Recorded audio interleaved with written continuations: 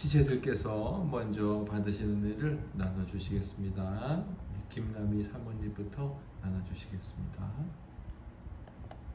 저는 이번 주 분량에서는 7장의 첫 부분에 좀 밑줄을 쳤는데, 파수꾼은 다가오는 위험을 지도자들에게 알리기 위해 보통 선별지에 있습니다.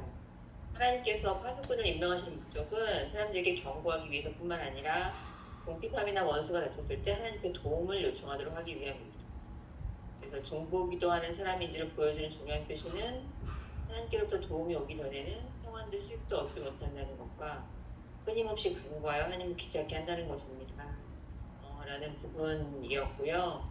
그래서 또 요거랑 관련해서 누가복음 18장 7절 말씀이 그 밤낮 부르짖은 자들의 원한을 택하신 자들의 원한을 풀어주지 아니하시겠느냐라는 말씀하고도 이제 연관하여서 중보기도하는 자들은 하나님께로부터 도움을 끊임없이 구하는 귀찮을 정도로 주님께 경청하는 자들이라는 이제 그 부분에 저는 줄을 긋고 또 이제 은혜를 받았습니다.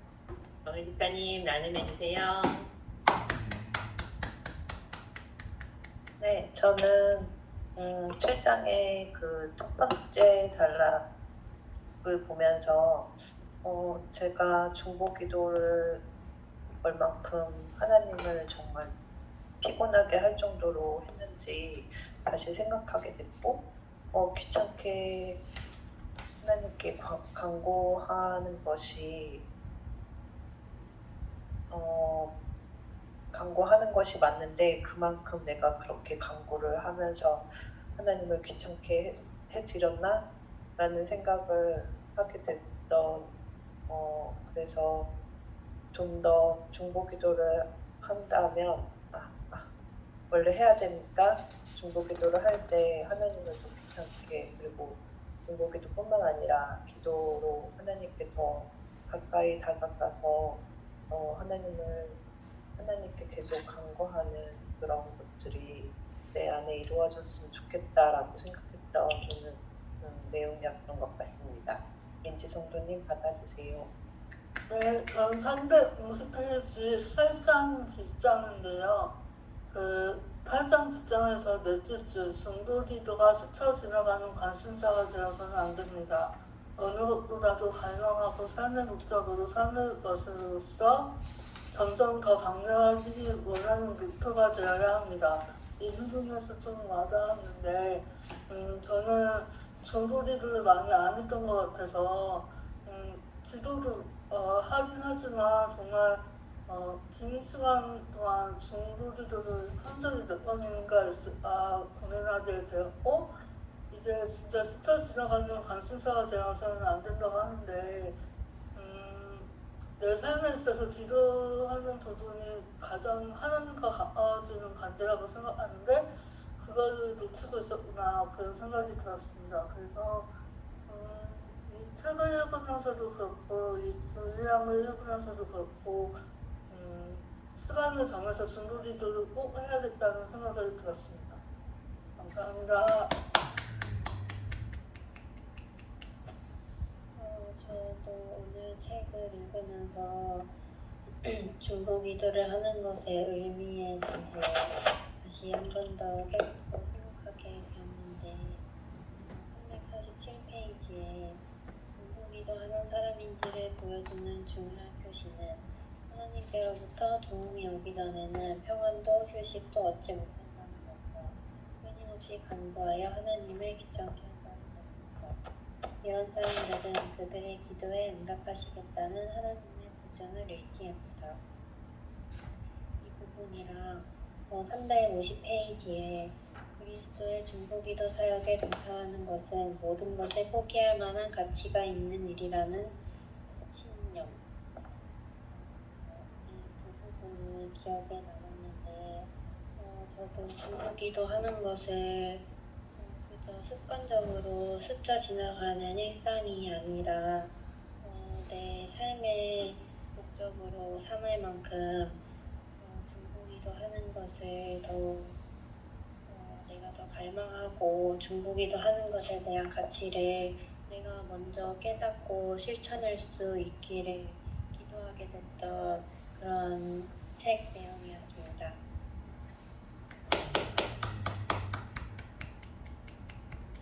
말씀을 여러 번 읽어봤는데요. 함께 이야기할 그럴 내용을 못 찾아서 350쪽 그 기도 부분만 읽고 저는 마치겠습니다. 복되신 주 예수여, 당신께서 피로 사신 영혼들을 위해 당신과 연합하여 하나님께 간청하는 법을 가르쳐 주옵소서.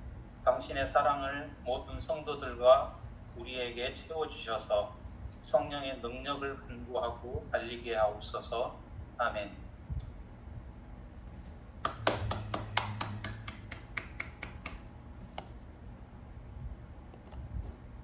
네, 지체들의 나눔 감사합니다. 이 교시는 저의 강해이자 나눔입니다. 제가 오늘 나눌 내용의 제목을 이렇게 정해봤습니다. 영혼의 수고를 위한 특별한 기회. 네, 입니다. 7장에서는 위에서부터 7째 줄에 우리가 기도를 드리면서 의지해야 될 게 뭐냐, 그것은 응답하시겠다는 하나님의 보증이다. 그러니까 이제 우리가 이것을 의지해서 기도해야 된다. 이 부분이 참 그렇지, 맞지, 그러면서 또 많이 도전이 됐고요. 8장에서는 뒷페이지 350페이지에 위에서부터 셋째 줄, 우리가 이제 우리의 머리가 되신 그리스도께서 중보 기도를 드리시는데 몸인 그 머리의 몸인 우리는 이 땅에서 중보적 기도를 드리려면 어떻게 되느냐. 그래서 우리의 머리이신 그리스도께서 중보 기도를 드리시기 위해 그분은 이제 희생, 네, 자기 죽음, 영혼을 드리신, 이제 이것을 했으니 그렇다면 중보적 기도를 드린 우리도 주님께서 치르신 셋째 줄 보면 영혼의 수고, 생명과 즐거움의 포기가 우리에게도 있어야 한다. 네, 우리가 주님처럼 뭐 중보적 기도를 드려야 되고 뭐 여러 가지 이제 결단들이 나오는데 그게 그냥 드려지는 게 아니라 이런 것을 요구하고 있구나 싶었습니다. 사실 이제 중보자로서의 기도를 드리는 그리스도의 영혼의 어떤 죽음과 우리의 영혼의 수고는 이제 같은 건 아니에요. 전혀 같은 의미도 아니지만 이제 우리를 중보적 기도라고 봤을 때 그 기도가 또 이제 하나님 앞에 우리 영혼의 수고를 필요로 하는 건 또 틀리지 않죠.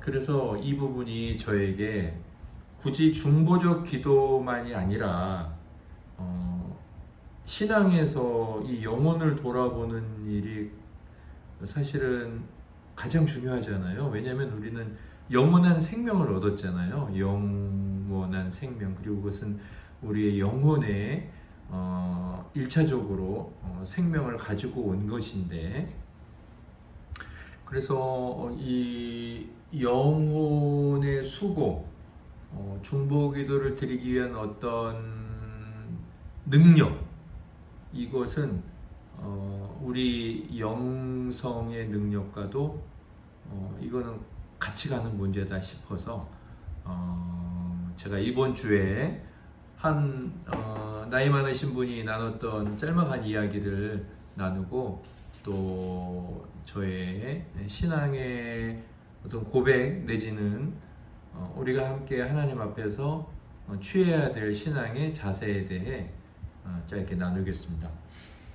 그분이 그러더라고요. 인생은 뭐 90이 되셨나? 인생은 뜻하지 않은 일을 만나는 게 인생이다, 이렇게 이야기를 하는데 정말 맞죠. 정말 공감이 되더라고요. 그러니까 변수가 너무 많은 거예요. 인생은 정말, 인생이란 건 그런 것 같아요. 하루에도 몇 번이나 알 수 없는 일들을 만나죠. 물론 네, 우리가 하나님의 섭리를 배우고 있으니까 우리를 보호하시는 분은 다 알잖아요. 그래서 뭐 우리에게 이제 평안이 되는 거죠. 뭐 우리가 뭐 아는 것보다 더 중요한 그런 하나님의 아심이 있으니까. 아무튼 그분이 그러면서 그 뒤에는 더 놀라운 이야기를 하셨는데 이런 말씀을 하셨어요. 내가 대비할 수 없고 내가 대처할 수 없고 내가 통제할 수 없는 일들이 일어나는 게 인생이지만 사실은 통제할 수 있다. 모든 일을 다 통제할 수 있다. 이렇게 이야기를 하는 거예요. 귀가 기울여 듣죠. 아니 어떻게 인생에 통제할 수 없는 일을 통제할 수 있다고 말을 할까? 그런데 그분이 그렇게 이야기를 하셨어요. 선택하는 것에 달려있다. 인생이란 통제할 수 없는 일의 연속인데 사실은 그렇지 않다. 우리는 다 통제할 수 있다. 어떻게 하면? 선택하며. 그게 무슨 의미인가 제가 곰곰이 생각을 해봤어요. 우리가 갑자기 회사에서 뭐 잘릴 수도 있고 갑자기 또 어떤 육신의 질병에 걸릴 수도 있고 아니면 어떤 가정에 큰 뜻하지 않은 것들 통제 불능의 상황들이 갑자기 생겼잖아요. 그럼 분명히 이게 내 힘으로 내가 원하던 것도 아니고 내 힘으로 해결할 수 없는 일이기도 하죠. 지금 상태는 그렇죠. 그러나 이것이 우리가 선택함으로 인해서 그 일이 돌연 내가 통제할 수 있는 일이 되는 거죠.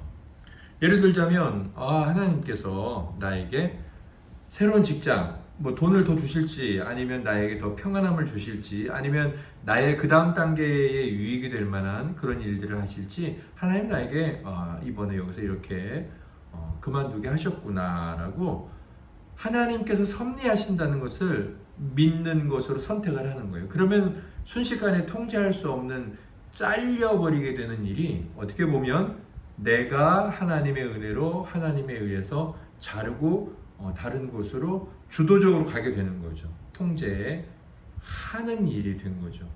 병에 걸린 것도 마찬가지죠. 우리가 이렇게 잘 살아가다가 여러 가지 이유들로 인해 쉼도 필요하고 아니면 뭐 우리가 알 수 없는 또 다른 그런 우리에게 유익이 줄 만한 일들이 있거든요.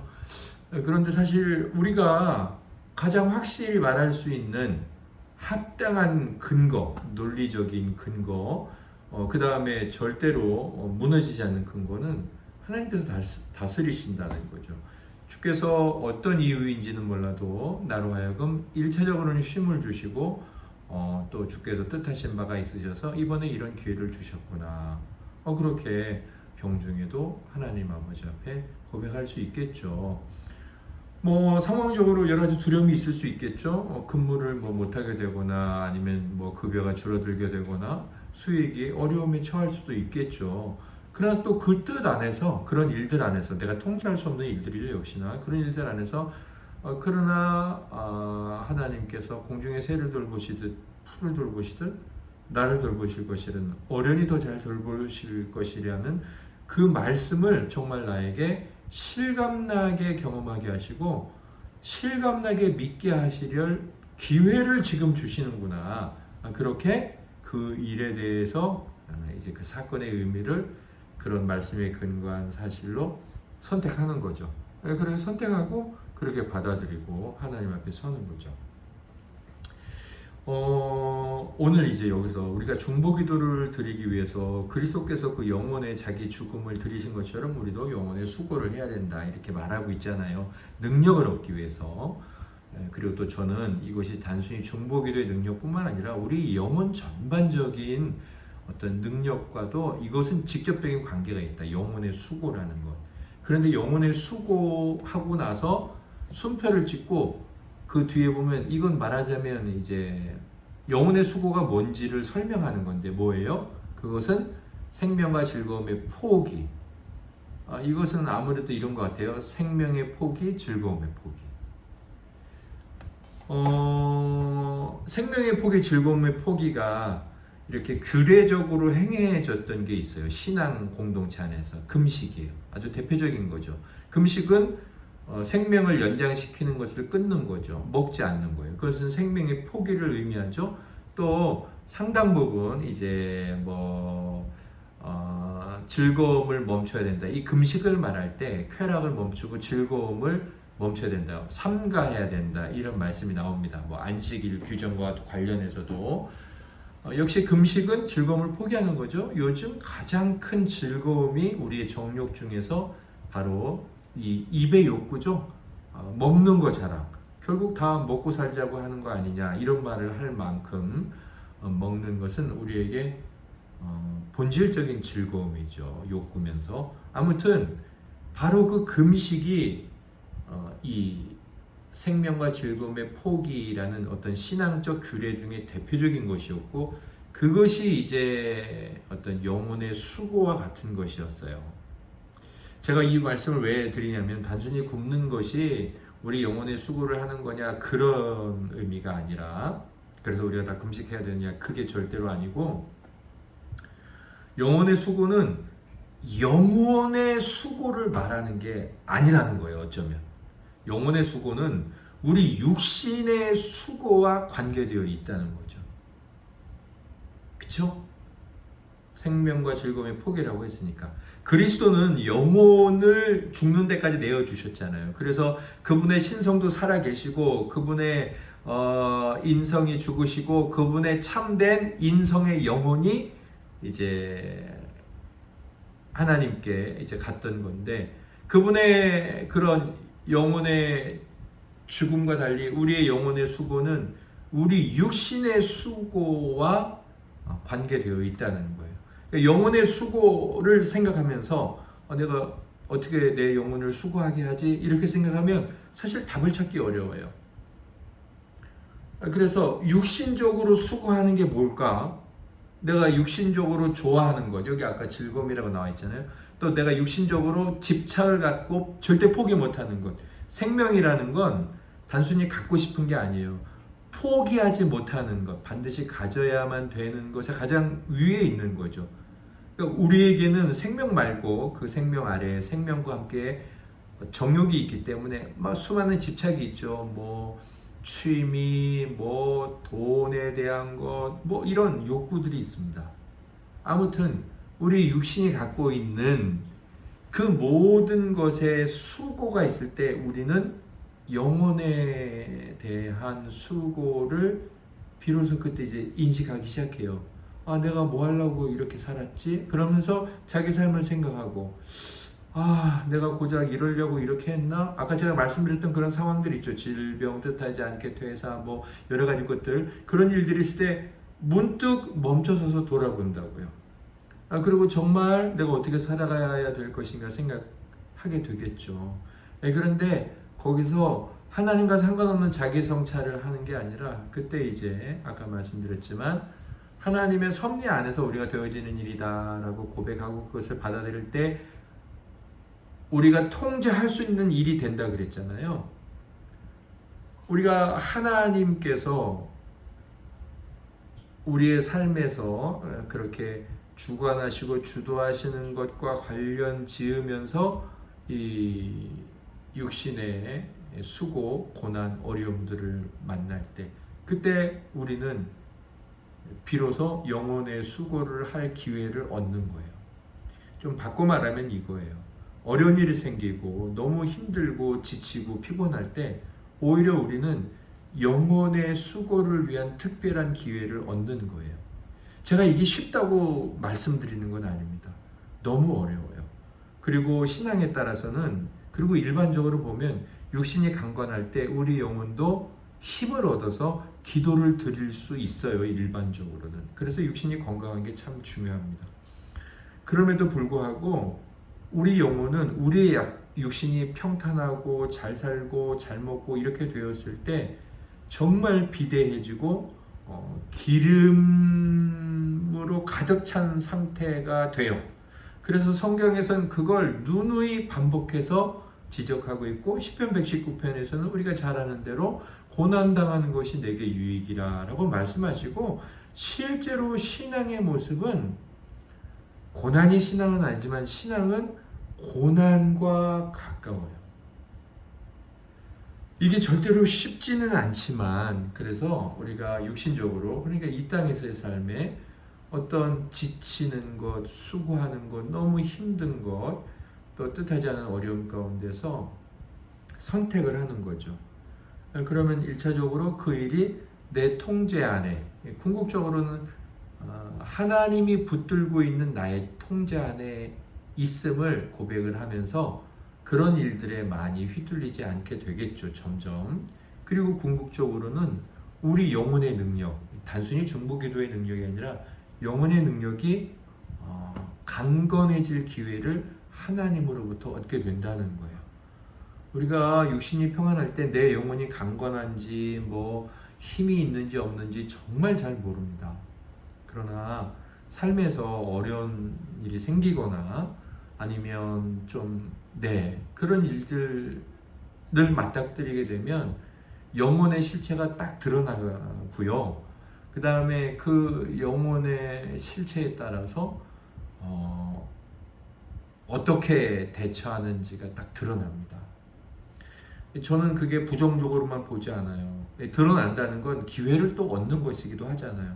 나의 영혼의 연약함을 깨닫는 순간 뭐 낙심할 수도 있겠지만 아니면 내가 하나님 앞에 내 영혼의 단련을 위해서 더 엎드려야 되겠다. 이런 기회를 얻는 시간이기도 하겠죠.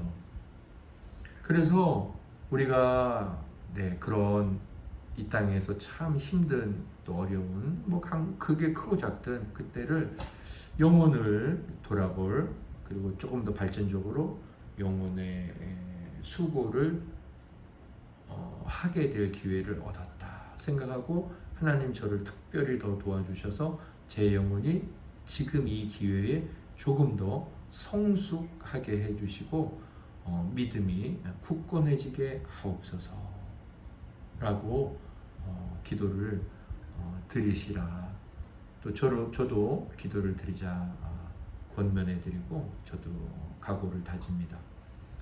사실은 제가 이제 누차 말씀드렸지만 쉽지 않습니다. 계속 쓰러지는 경험이 있으실 수도 있습니다. 물론 어떤 분은 굉장히 잘해가실 수도 있습니다. 중요한 건 반드시 하나님이 해주십니다. 우리 영혼을 반드시 굳건하게 해주십니다. 그렇지 않으면 마지막 죽음이라는 가장 인생의 큰 고난, 그 영혼의 수고, 육신의 수고죠. 그 요단강을 넘어갈 수 없거든요. 물론 그 앞에서도 주님의 등에 업혀서 요단강을 건널 자가 있기는 하겠죠. 그럼에도 불구하고 하나님이 택하신 백성은 이 영혼이 굳건해지는 일, 그래서 중보 기도의 능력도 없고 또 영혼의 담대함도 보이는 이 일이 점차적으로 성숙해 갑니다. 그러나 오랜 시간, 오랜 쓰러짐이 있을 수 있습니다. 그래서 저는 결론적으로 낙심하지 말자, 좌절하지 말자, 계속 쓰러지는 거, 계속 그런 일들을 만나는 거야. 기회를 계속 얻는 거니까 얼마나 감사합니까? 그런데 계속 쓰러진다? 낙심하지 말자. 내가 이것밖에 안 되나? 절대로 낙심하지 말자. 그것밖에 안 돼요. 그거밖에 안 된다고요. 그러니까 구주가 필요한 거죠. 저도 그렇고 여러분도 그렇고 그것밖에 안 돼요.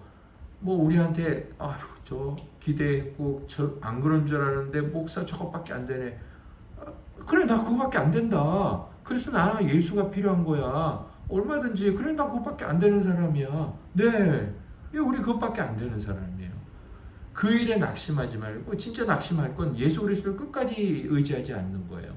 그게 그것밖에 안 되는 인간인 거예요. 그 이외의 것은 원래 우리 그것밖에 안 돼요. 그것밖에 안 됩니다. 그래서 하나님 앞에 이제 때때로 어려운 일을 만났을 때 내 영혼의 수고를 위한 특별한 기회를 주님이 주셨네. 그래, 내 영혼을 살피자. 그리고 이거 하나님 안에 있는 내가 통제할 수 있다. 그러면서 하나님의 섭리와 그 안에 있는 성경의 고백들을 선택하는 거죠. 그 하나님의 약속들을.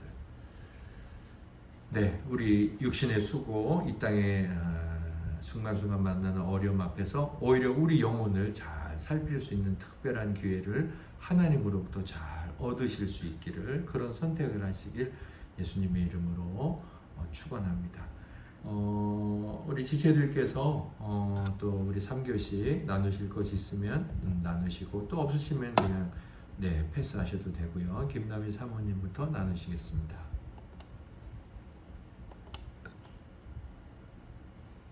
오늘은 더 나눌 것은 없습니다.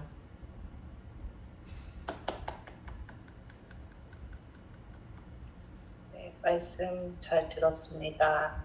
감사합니다.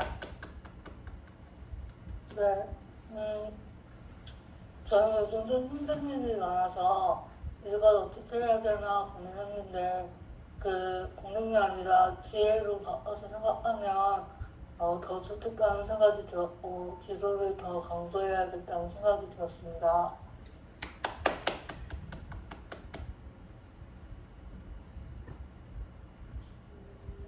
저도 오늘 말씀 잘 들었습니다. 말씀 감사합니다.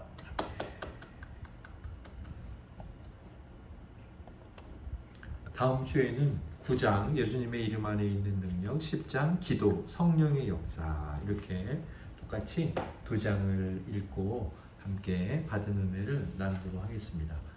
지난주에 정그린 성도님이 기도를 드리셨는데 오늘 이명수 집사님께서 지금도 열심히 육신의 삶을 살아내고 계시느라 참여를 못하셨죠.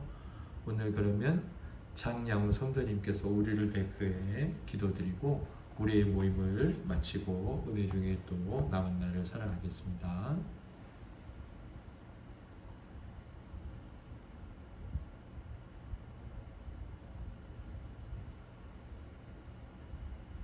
네, 장양우 성도님 우리를 대표해 기도 드리시겠습니다. 제가 마이크를 안 켜놨군요. 하나님 아버지, 중보 기도로 저희를 불러주심을 감사합니다. 저희가 주님께서 허락하신 것들이 그것이 예수 그리스도의 십자가를 통해서 사용될 때 저희에게 은혜의 유익이 되고 또한 하나님께서 복을 내려주실 귀한 통로가 되는 것을 믿습니다. 하나님 아버지의 나라에서는 하나님께서 명하시고 하나님께서 주시는 것들을 활용하고 부지런히 이행할 때 하나님께서 더 큰 은혜로 저희들에게 입혀주시는 것을 저희가 신앙생활을 하면서 저희가 깨닫습니다.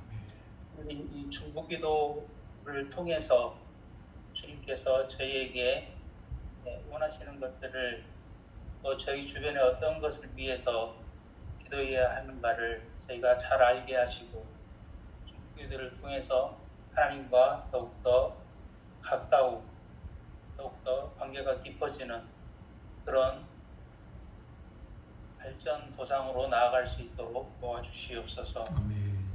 또한 하나님께서 인생 삶 가운데서 여러 가지 고초도 간혹 허락하시고 그것을 통해서 그냥 지나가 버리는 것이 아니라 그것을 통해서 더 아름답고 선한 열매를 풍성하게 가져오시는 분이심을 찬양드립니다. 아멘.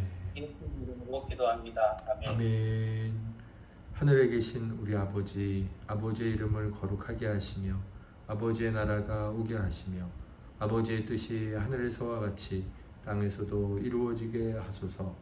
오늘 우리에게 일용할 양식을 주시고 우리가 우리에게 잘못한 사람을 용서하여 준 것 같이 우리 죄를 용서하여 주시고 우리를 시험에 빠지지 않게 하시고 악에서 구하소서. 나라와 권능과 영광이 영원히 아버지의 것입니다. 아멘. 아멘. 잘들 주무시고 건강히 계시다가 주일에 은혜 중에 만나 뵙겠습니다. 네, 사랑합니다. 안녕히 계세요. 안녕히 계세요. 안녕하세요.